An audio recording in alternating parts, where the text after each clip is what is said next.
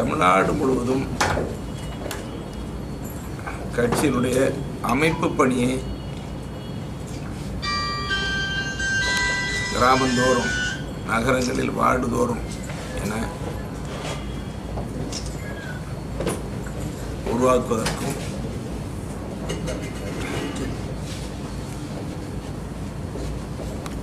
அடிமட்டத்தில் புதிய நிர்வாகிகளை தேர்வு செய்வதற்குமாக பாட்டாளி மக்கள் கட்சி வேகமாக செயல்பட்டு வருது. ஒரு புதிய செயல் திட்டத்தை வச்சு அந்த அடிப்படையில் இப்போ வட மாவட்டங்களில் தென் மாவட்டங்களில் அந்த பணி முடிஞ்சது. இப்போ மேற்கு மாவட்டங்களில் 5 மாவட்டம், திருச்சி, கரூர், திருப்பூர், கோவை, நீலகிரி, இந்த 5 மாவட்டத்துலேயும் இந்த இப்போ பணிகள் நடந்துட்டுருக்கு. அதுக்காக தான் வந்திருக்கோம். இது நிர்வாகிகளுடைய ஆலோசனை கூட்டம், முக்கிய நிர்வாகிகள் ஆலோசனை கூட்டம். அந்த பணி எப்படி செய்கிறதுக்கு தான் வந்திருக்கிறோம்.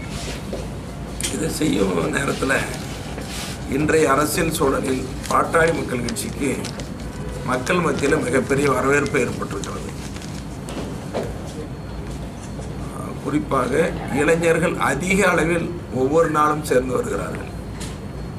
இளைஞர்கள் அதிகமுள்ள கட்சி பாட்டாளி மக்கள் கட்சி தான். அந்தளவுக்கு ஒரு வேகமான வளர்ச்சி. இது எங்களுக்கு ரொம்ப திருப்தி கொடுக்குது, மகிழ்ச்சி அளிக்கிற செய்தியாக இருக்குது.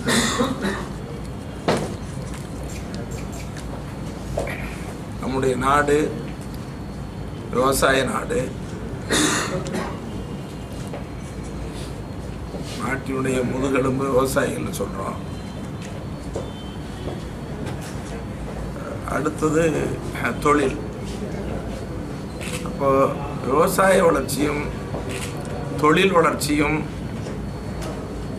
ஓங்கி வளர்ந்தால்தான் ஒட்டுமொத்த வளர்ச்சியை உருவாக்க முடியும். உற்பத்தி பெருகும், வேலை வாய்ப்பும் அதிகரிக்கும்,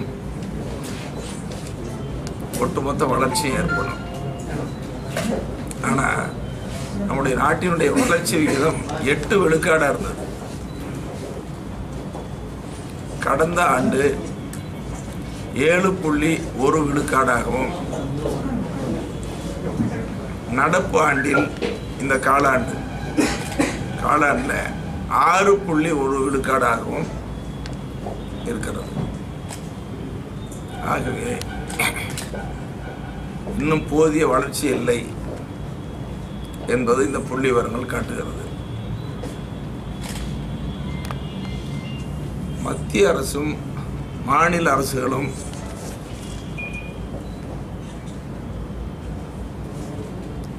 ஒட்டுமொத்த வளர்ச்சியை குறிக்கோளாக கொண்டு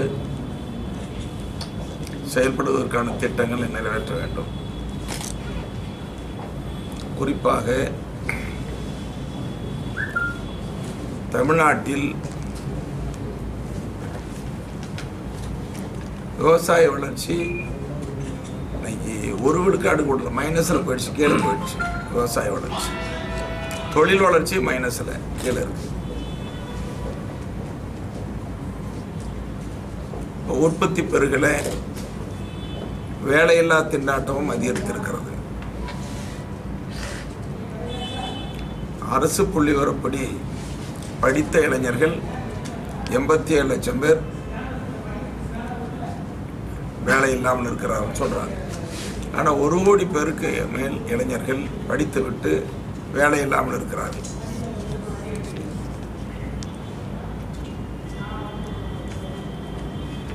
ஆகவே தமிழக அரசு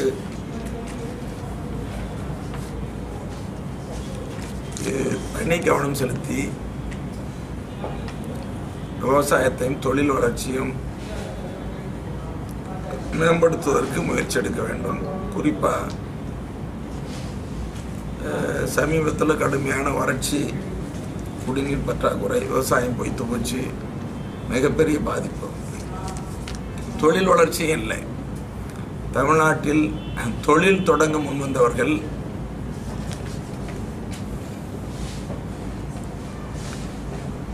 ஆந்திரா, தெலுங்கானா, கர்நாடகா, குஜராத் போன்ற மாநிலங்களுக்கு சென்று விட்டார்கள்.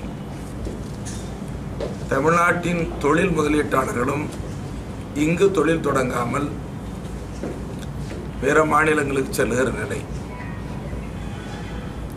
இதையெல்லாம் மாற்றுவதற்கு அரசு கவனம் செலுத்தவில்லை, தமிழ்நாடு அரசு கவனம் செலுத்தவில்லை. அடுத்தது, தமிழ்நாட்டினுடைய வளர்ச்சிக்கு ஏற்ப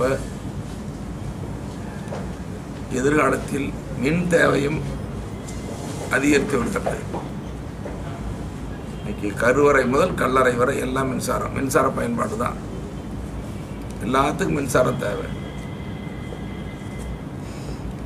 எல்லா இடத்துலையும் சொல்கிறாங்க சம்சாரம் இல்லாமல் வாழலாம், மின்சாரம் இல்லாமல் வாழ முடியாதுன்னு சொல்லி. அந்த அளவுக்கு மின்சாரத்தினுடைய பயன்பாடு நாளும் அதிகரித்து வருகிறது. ஆனால் தமிழ்நாட்டில் மின் உற்பத்தி தேவையான அளவுக்கு இல்லை. இன்று தமிழ்நாட்டின் மின்சார பயன்பாடு 15,343 மெகாவாட்.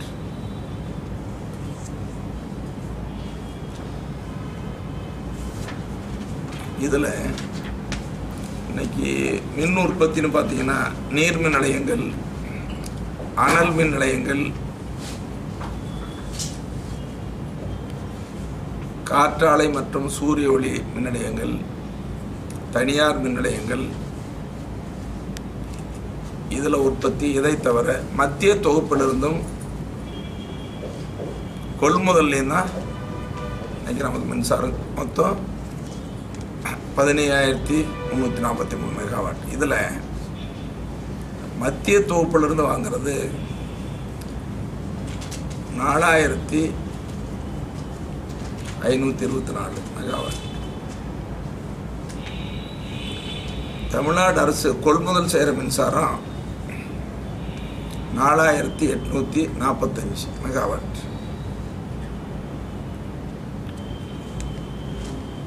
இப்படியே அதிக விலை கொடுத்து கொள்முதல் பண்ணிட்டு இருந்தோம்னா இன்னும் கடன் சுமை அதிகரிக்கும். இப்பொழுது தமிழ்நாடு மின்சார வாரியம் மிகப்பெரிய கடன் சுமையில் இருக்கிற நேரத்தில்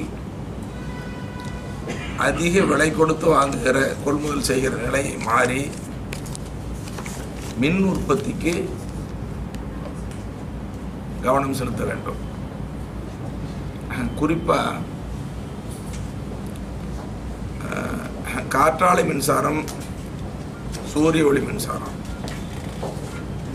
சோலார் எனர்ஜி, இதில் அதிக அக்கறை செலுத்த வேண்டும் என்று தமிழக அரசை வலியுறுத்துகிறோம். இங்கே வரும் மருத்துவ தேவைக்கு ஏற்ப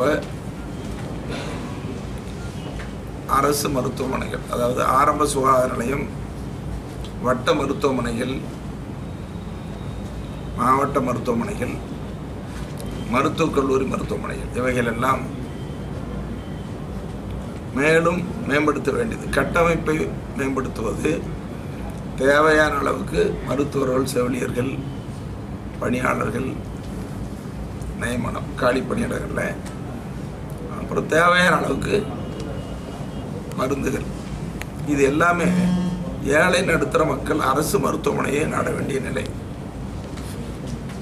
அதில் இந்த மருத்துவமனைகளை எல்லாம் ஒருங்கிணைத்து செயல்படுவதற்கு மாவட்டந்தோறும் மருத்துவக் கல்லூரிகள் அவசியம் தேவை. மாவட்ட மருத்துவக் கல்லூரியில் இந்த மருத்துவமனைகள்லாம் ஒருங்கிணைப்பு இருக்கணும். மாவட்டந்தோறும் தமிழ்நாட்டில் மருத்துவக் கல்லூரிகள் துவங்கப்பட வேண்டும். ஆனால் கரூர் மாவட்டத்தில் மருத்துவக் கல்லூரி துவங்க அறிவிக்கப்பட்டு நீண்ட காலமாக நிலுவையில் இருக்குது. அது எவ்வித காரணமும் சாக்கு போக்கும் சொல்லாமல் உடனடியாக துவங்க வேண்டும். தமிழக அரசு சமீபத்தில் அறிவித்தாங்க, இனி மணல் கொள்ளையை தடுப்பதற்கு இந்த மணல் அரசு விற்பனை செய்யணும்னு சொன்னாங்க. அதே மாதிரி இந்த அணைகள், ஏரி, குளங்கள் இதெல்லாம் இருக்கிற வண்டல் மண்ணை விவசாயிகள் இலவசமாக எடுப்பாங்க, அனுமதிக்கிறேன்னு சொல்லி அரசு அறிவித்து அதை நடைமுறைக்குன்னு சொன்னாங்க. இப்போ பார்த்தீங்கன்னா நான் போகிற இடத்துலலாம் இப்போ 5-6 மாவட்டத்தில் சொல்லிட்டாங்க, இந்த வண்டல் மண் எடுக்கிறதுல மிகப்பெரிய முறைகேடு, குளறுபடி நடக்குது, விவசாயிகளுக்கு அனுமதி இல்லை,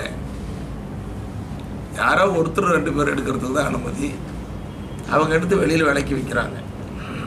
ஒரு டிராக்டருக்கு 400 ரூபாய் 500 ரூபாய்.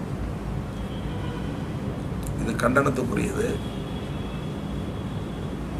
அப்புறம் விவசாயிகள் இனிமேல் போராட ஆரம்பிச்சிருவாங்க. நேற்றுக்கே சொன்னாங்க, பவானி சாகர் அணையில் இந்த நடக்குன்னு சொன்னாங்க. நேற்று ஈரோடு போயிருந்தப்போ பவானி சாகர் அணையில், திருச்சியில், அதே மாதிரி பொள்ளாச்சி பக்கம்லாம் சொன்னாங்க. இதை கவனம் செலுத்தணும்னு சொல்கிறோம். பவானி ஆற்றின் குறுக்கே கேரள அரசு அணை கட்டுவதை தடுப்பதற்கு பல்வேறு போராட்டங்கள் நடத்தியும் கூட தடுக்க முடியவில்லை. எனவே மத்திய அரசு உடனடியாக தலையிட்டு அணை கட்டுவதை தடுத்து நிறுத்த வேண்டும். தமிழக அரசு இன்னும் முனைப்பு காட்டணும். இந்த வேகம் போதாது. அதை தடுத்து நிறுத்துவதற்கு தக்க நடவடிக்கை எடுக்க வேண்டும். சேலம், திருப்பூர், கோவை மாவட்டங்கள்லாம் இந்த டெக்ஸ்டைல் தொழில், துணி தொழில் தான் அதிகமாக இருக்குது. இது இப்போ சமீப காலமாக ரொம்ப நலிஞ்சு போச்சு. இப்போ கொஞ்சம் ஏதோ கொஞ்சம் தொழில் முனைப்பாக இருக்குன்னு ஆர்வமாக இருந்தாலும் கூட இந்த சரக்கு மற்றும் சேவை வரியினால் பாதிக்குன்னு சொல்கிறாங்க. இந்த மாவட்டங்கள் இந்த சேவை வரியை மத்திய அரசு மறுபரிசீலனை செய்து குறைப்பதற்கான நடவடிக்கை எடுக்க வேண்டும்.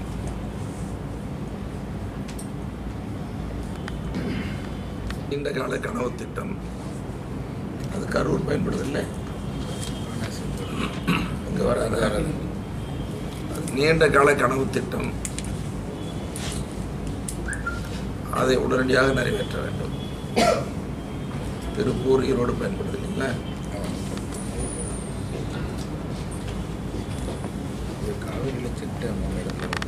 காவிரி வறண்டு இருக்குது. ஆனால் மழைக்காலங்களில் தண்ணி வீணாக கடலுக்கு போகுது. 2011ஆம் ஆண்டு மேட்டூர் அணையிலிருந்து காவிரியில்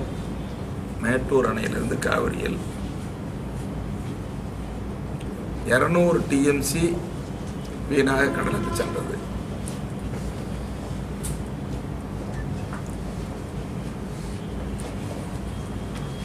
இந்த மேட்டூர் அணையினுடைய கொள்ளளவு 93 TMC தான்.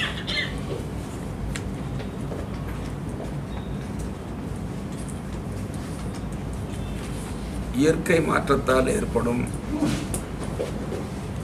வறட்சியை சமாளிப்பதற்கு மழைக்காலங்களில் பெறுகிற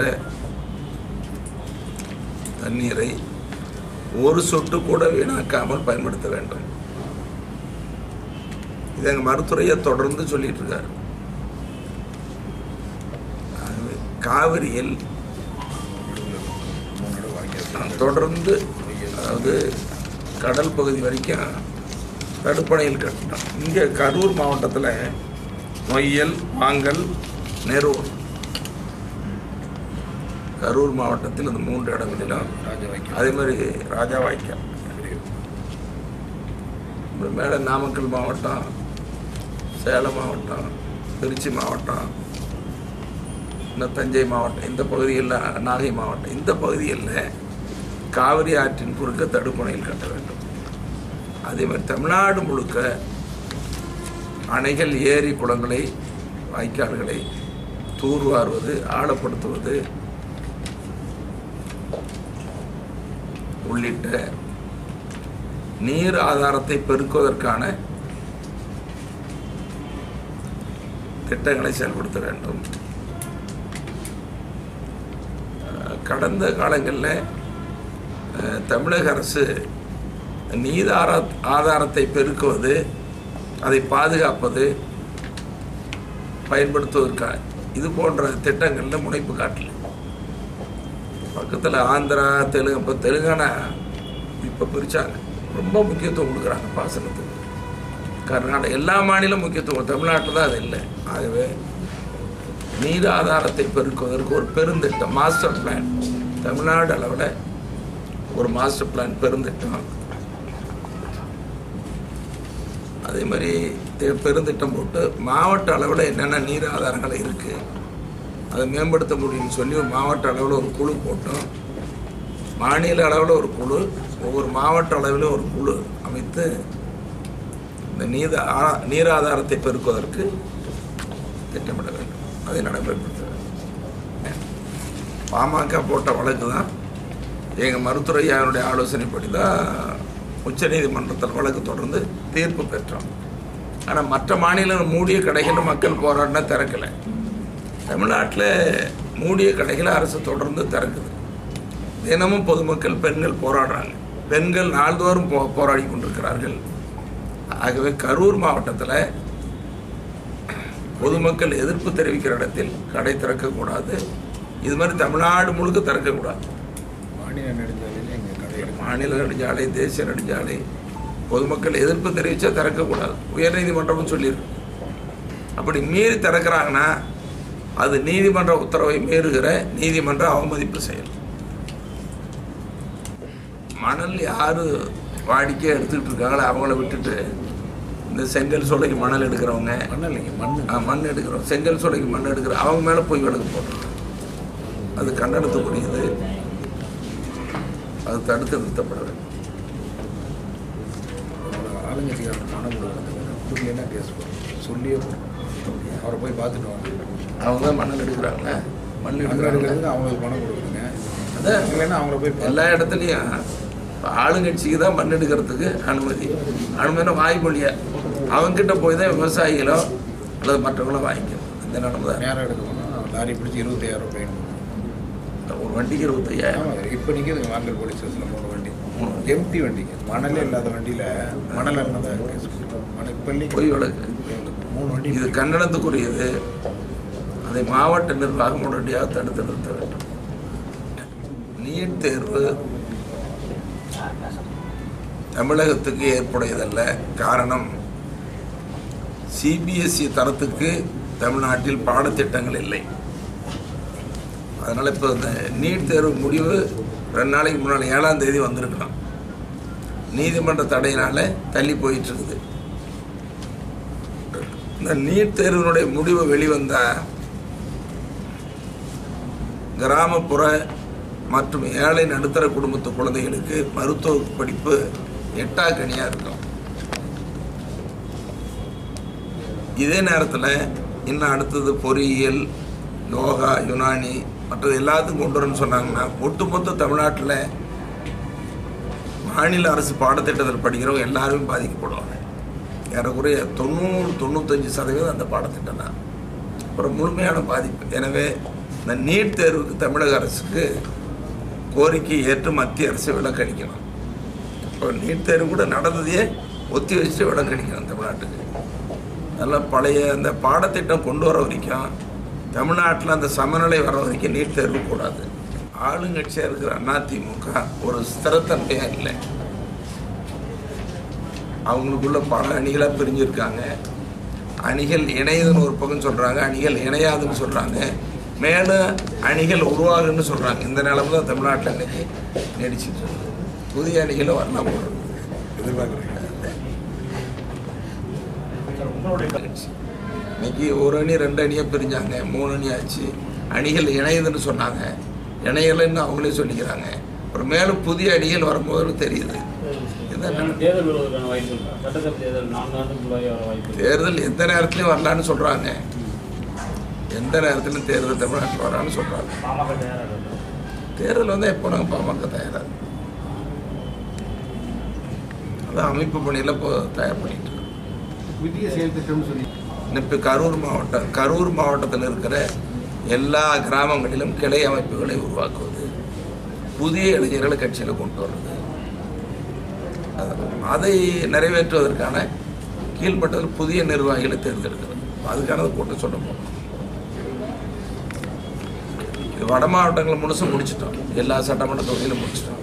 தென் மாவட்டங்களையும் ஒரு 70 விழுக்காடு மேலே முடிச்சிட்டோம். இந்த 5 மாவட்டம் தான் நிற்கிது. அது கண்டனத்துக்குரியது. அது ஈழத்தமிழர்களுக்கு குரல் கொடுப்பது ஒவ்வொரு தமிழருடைய உணர்வு, உரிமை. அதுக்காக கொச்சைப்படுத்துறது, பழைய நிலைமையில திரும்பி பார்த்து கொடுமைப்படுத்துவது என்பது அது ஏற்க முடியாது. இன்னைக்கு தெளிவாக 3 நாளைக்கு முன்னாடி சொல்லிட்டாரு. இப்போ பாமக வந்து தனிச்சு நிற்கிறா இல்லை வேறு கட்சி வச்சுக்கலாம் வருமா? தேர்தல் அறிவிச்சா தெரியும் யார் யார் எங்கே இருக்காங்கன்னா அப்போ தெரியும். பாமக தலைமையில் ஒரு புதிய இன்னும் வரலாம்.